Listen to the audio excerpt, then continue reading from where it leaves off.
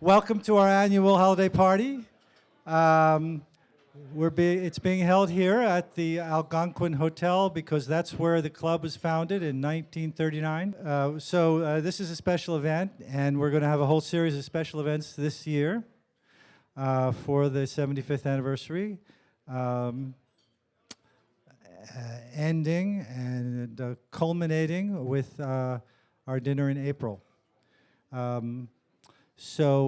Tonight what we're going to do is we're going to talk about the history of the club. Sonya will do that in a minute. And then we're going to invite you all up to discuss some of your adventures as foreign correspondents. None of the original people who met here at the Algonquin in 1939 are still with us, but we'll have to deal with some more contemporary correspondence. George wasn't one of the founders, but he was an adult person in 1939.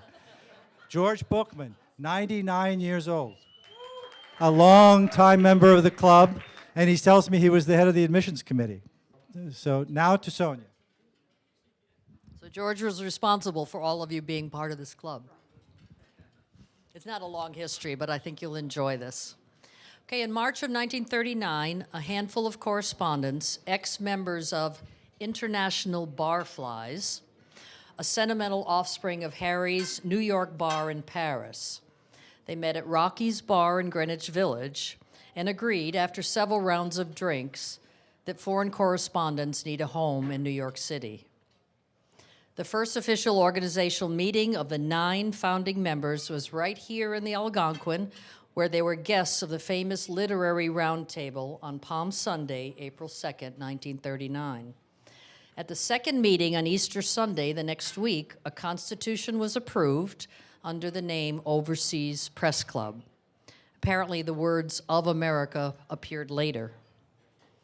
Burnett Hershey, the 3rd president of the OPC, wrote these words about one of the first gatherings of the OPC members in their new club, and I quote, "Here, in the same room made famous by the Round Table, the club was chartered. The first officers and board were elected, and a constitutional committee appointed.